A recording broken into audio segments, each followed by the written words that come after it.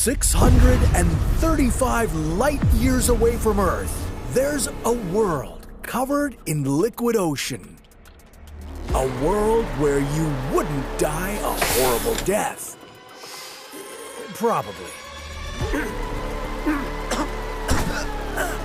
Welcome to Kepler 22b. Hey y'all, I've got an exciting mission to land on and explore a planet that could be Earth 2.0. What if guy got tired of sending me to die in the solar system, so this time I'm traveling to an exoplanet where I might actually have a chance to survive.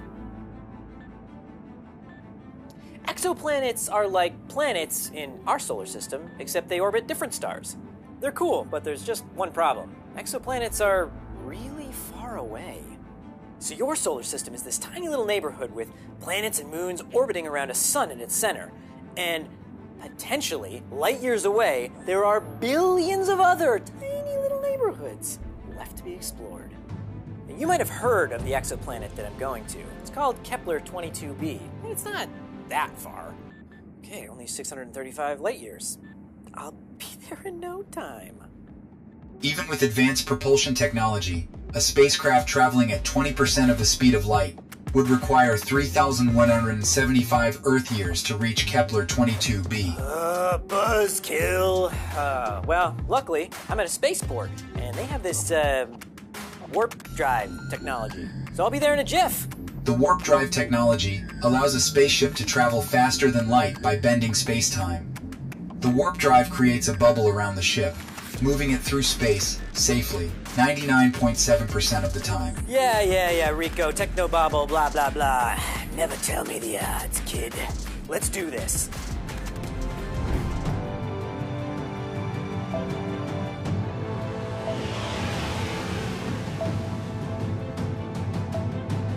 You know, I don't need Rico to tell me about warp drive technology because I already know everything there is to know about it.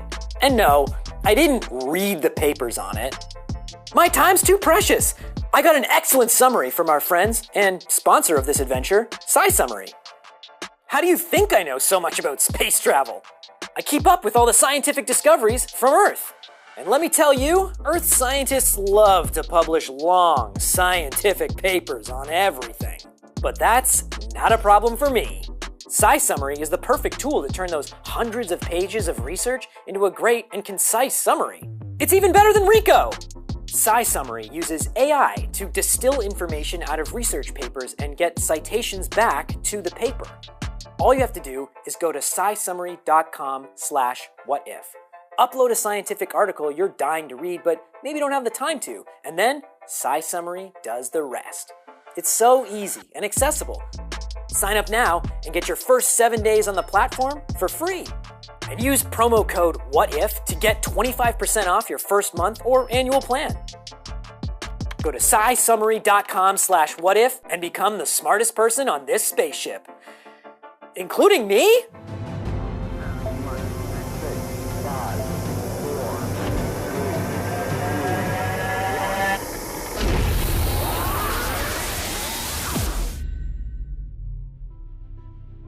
Well, hello, Kepler. The Kepler 22 star system is a lot simpler than our solar system. It's only got one exoplanet in it. But this exoplanet, named Kepler 22b, is intriguing. It orbits within the star's habitable zone. And that means one important thing. Alien civilization. Water. It means water. Oh. Whenever a planet is in the habitable zone of its star, it means that the temperature is warm enough for water to remain in a liquid state, instead of evaporating, like it would, say, on Venus, or freezing like it would on Mars.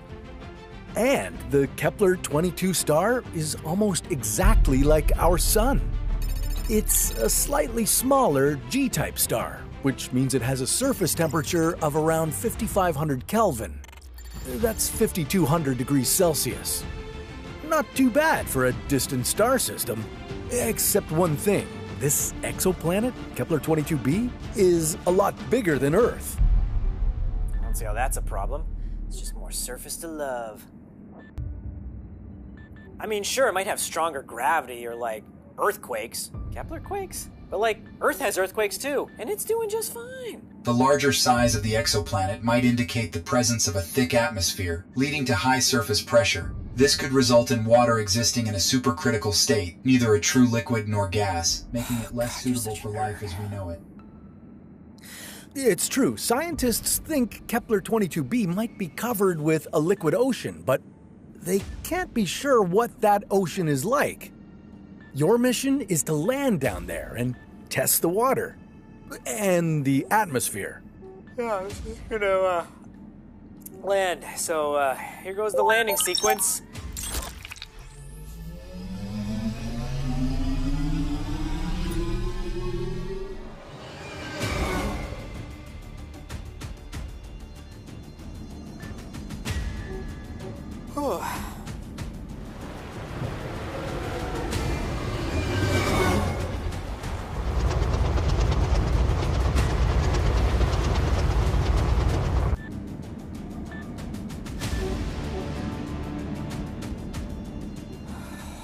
It's been almost an hour, and all I see is water.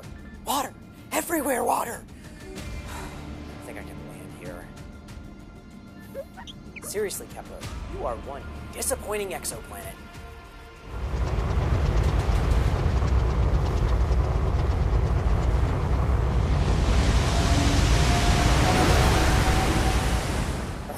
Give up, Rico. Wake me up if you see any land. My sensors read land right below us. You are cleared for landing. Seriously? I can't even take a nap. Okay, let's land.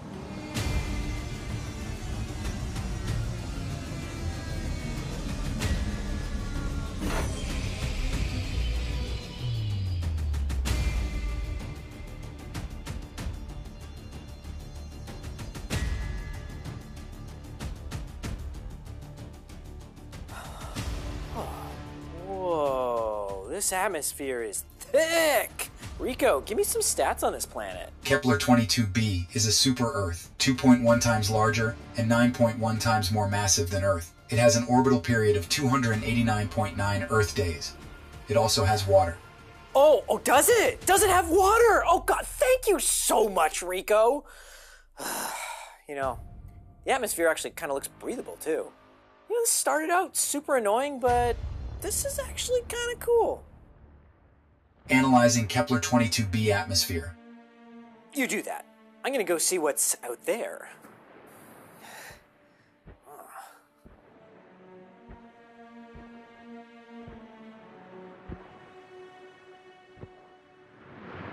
Interesting.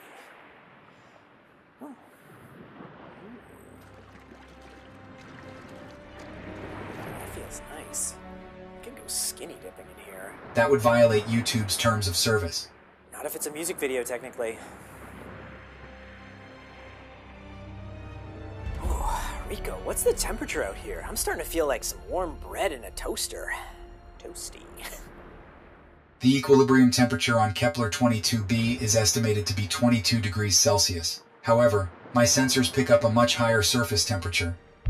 If Kepler 22b has a thick atmosphere, it would cover the planet like a blanket, heating it up and turning it into an exoplanetary Venus. If the temperature becomes too high, all the water will turn into vapor and Kepler 22b will stop being a habitable world. On the other hand, if Kepler has no atmosphere, well, it might become a frozen world. It would be incredibly cold at night because with no atmosphere, there would be nothing to retain the heat from the day. That sounds just like Mercury. Not my favorite planet.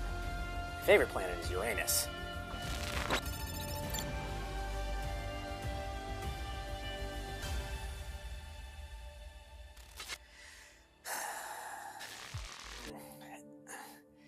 Kepler 22b, yeah, it seems okay. It's a little tough to walk here. The surface gravity on Kepler 22b is approximately 2.07 times the gravity of Earth. Yeah, thanks. I noticed that one, Rico. Hey, have you analyzed the atmosphere yet? Analysis in process. Oh, so the answer was no. You're still okay. The thick atmosphere of Kepler 22b likely contains high levels of hydrogen and helium. Those are two gases that are common on larger planets. But if there isn't any oxygen in the atmosphere, you wouldn't be able to breathe.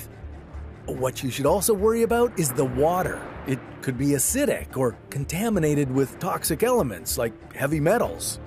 Exposure to the body could prove fatal. Great.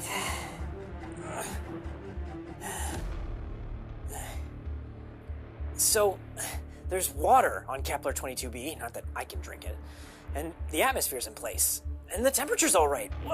What am I missing? Where's all the life?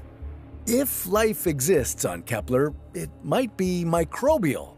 You wouldn't be able to see it without special equipment.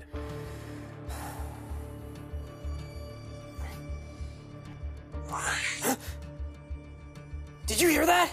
My scans are not picking up any life forms. I gotta check this out. I just need a break first. All this walking around makes me sore. I gotta sit down for a second. I just need to catch my breath. The atmosphere analysis is not complete. It's okay. 1 second's not gonna kill me. Analysis complete. Something's wrong. The atmosphere caused your lungs to collapse as a result of barotrauma. Okay. Thank you.